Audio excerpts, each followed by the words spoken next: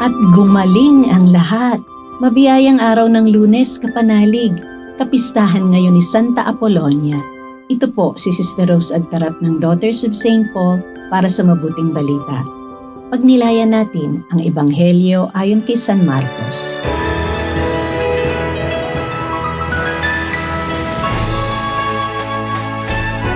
Pagkatawid ni Jesus at ng kanyang mga alagad, dumating sila sa pampang ng Genesaret at doon nila isinadsad ang bangka.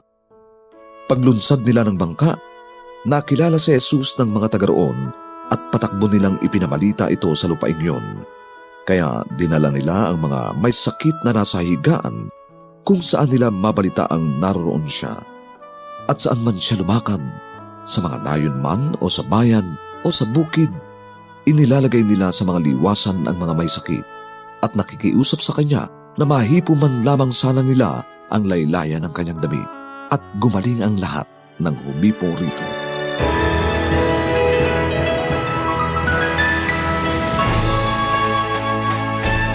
Nagpagaling si Jesus ng lahat ng uri ng karamdaman, pisikal man ito o espiritual. Mahalaga ang pananampalataya sa proseso ng pagpapagaling. Ano man ang ating karamdaman sa kasalukuyan, isa itong pagkakataon upang mapalapit tayo sa Diyos sa pamamagitan ni Jesus. Kung minsan, nawawalan tayo ng pag-asa, lalo na kung feeling natin na wala na tayong magagawa. Sa panahon ng kawalang pag-asa, paano pa natin ipinapahayag ang ating pananampalataya kay Jesus? Tahimik na nagpagaling si Jesus sa mga may sakit.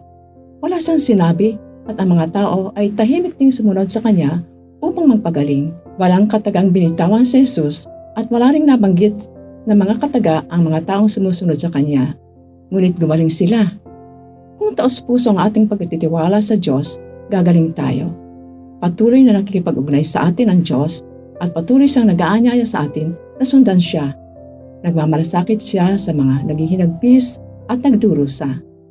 Makinig tayo sa Kanya, maging sensitibo nawa tayo sa Kanyang presensya. Si Jesus ang Diyos Anak, ang ating kagalingan, ang liwanag ng mundo, at ang ating tagapagligtas. Pagagalingin niya tayo kung magtitiwala tayo sa Kanya.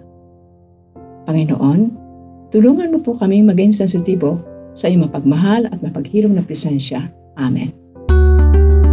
Mga kapanalig, maraming salamat po sa inyong suporta sa aming misyon, lalong-lalo na sa donors at sponsors ng Mabuting Balita.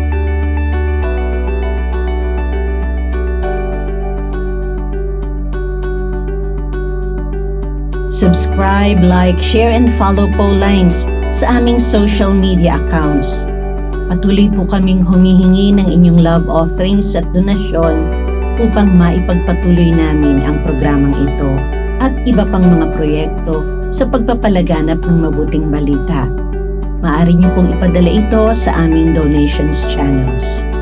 Ipadala rin po ninyo ang inyong mga intensyon at kahilingan at nang maisama namin kayo sa aming panalangin araw-araw. Ito pong muli si Sister Rose na nag-aanyaya sa inyong manalangin. O mapagkalingang Birhen ng Lourdes, dumudulog kaming dumaranas ng mga karamdaman sa iyo, sapagkat ikaw ang taga-aliw ng mga nagdadalamhati at kalusugan ng mga may sakit. Lubos kaming nagtitiwala sa iyo. Taglay ang maalab na pananampalataya at pamimintuho, buong kababaang loob kaming sumasamo sa iyo para sa mga kapatid naming may karamdaman.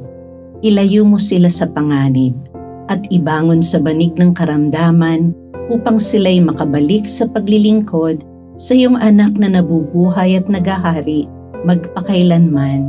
Amen. Mahal na Birhen ng Lourdes, ipanalangin mo kami.